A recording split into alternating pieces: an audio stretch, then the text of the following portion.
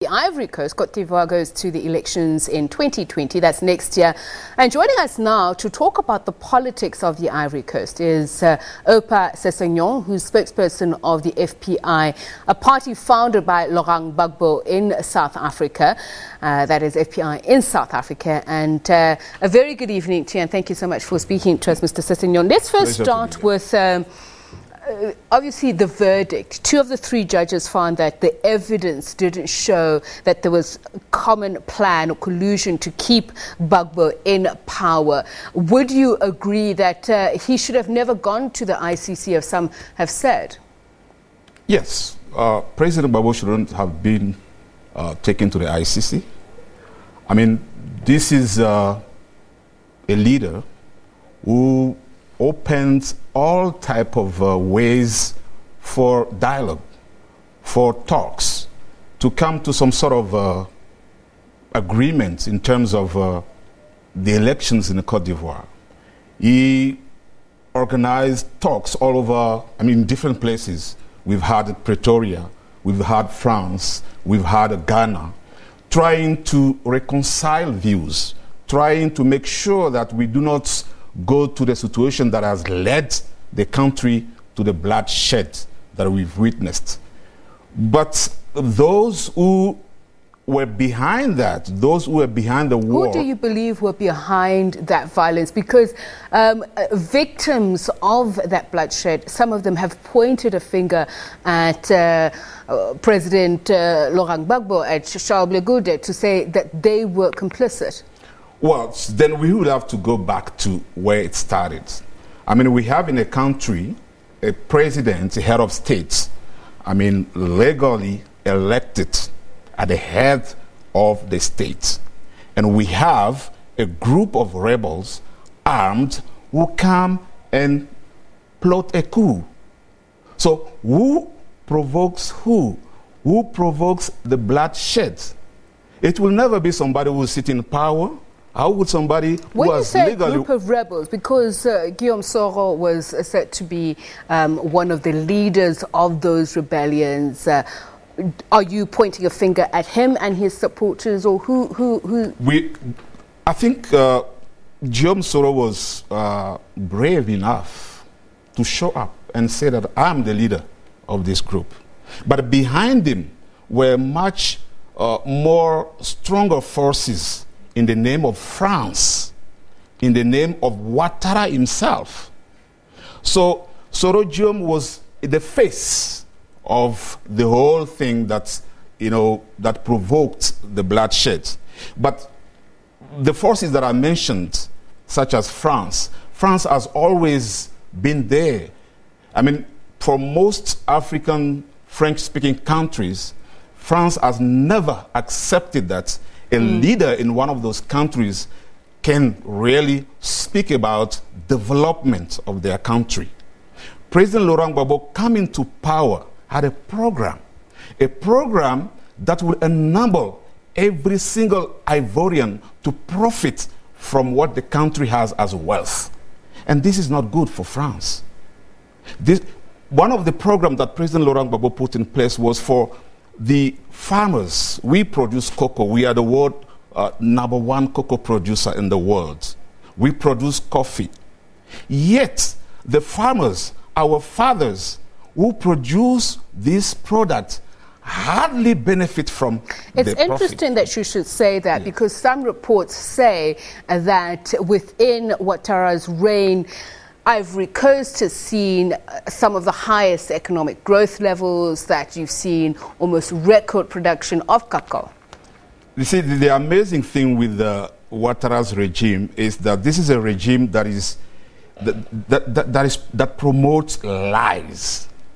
We've heard of 2-3 figure economic growth, which is never seen anywhere in the world, not in any African country.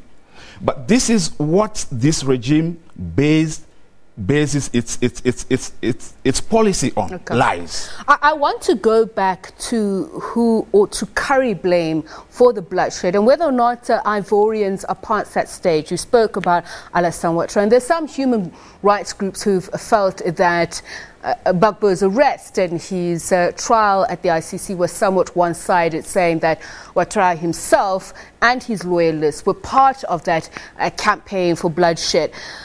Where does that put the reconciliation project, the return of Gbagbo and Ouattara now saying that I actually think I'm entitled to a third term in office? Well, speaking about the reconciliation process, President Laurent Gbagbo was taken out of power to be taken to the Hague, where in fact it was not supposed to be. But in terms of reconciliation, I don't see how we would talk about reconciliation when one part of the belligerents, if I can call them like that, is incriminated and the other one is free. And what makes it worse is that when President Laurent Gbagbo is acquitted of all sorts of crimes, he's still in jail, he's still kept in jail. So if we were to speak about reconciliation, how would we do that? Because the very courts, the ICC, who investigated or who is prosecuting President Laurent Gbagbo, is quiet about the other side, which means Ouattara's side. And his remaining in custody now, they've said that it is pending the February 1 hearing of further submissions on appeal. Do you think that there are chances that that appeal by the prosecution could be upheld? Because they claim he might not want to go back to the court should he be called back. Oh, no. Again. I mean, President Laurent Gbagbo was elected by the Ivorians. And here is somebody who said he's prepared to go to the bottom of the case. So how would somebody who has already solemnly offered to be at the disposal of the court suddenly run away? Let's look at the prospects of the Ivory Coast. 2020 next year, it's the elections. And we spoke earlier on about the various configurations, alliances. I asked you about where you think it puts Guillaume Soro, and there's former president who was said to be part of the alliance now with Ouattara. But he's saying now that he's possibly looking at an alliance with Laurent Gbagbo. Do you think that's going to happen, that Konan Bedi and Laurent Gbagbo and possibly Guillaume Soro could form an alliance?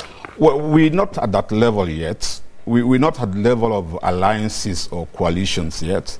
Our focus is to have President Laurent Gbagbo walk out of that shameful court called the ICC. Once he's out, and we know that he's been reestablished in his rights, only then the Ivorian Popular Front can sit down and speak about the way forward.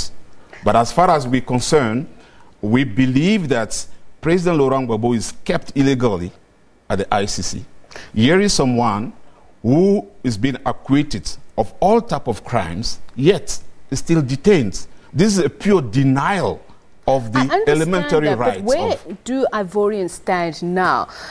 Alassane Ouattara uses the 2016 constitution, the new constitution, to legitimize his running for 2020. And by some accounts, they're saying it was supported by a lot of Ivorians. Do Ivorians support that constitution and the terms thereof? The majority of Ivorians will never support such a coup, because this is a constitutional coup.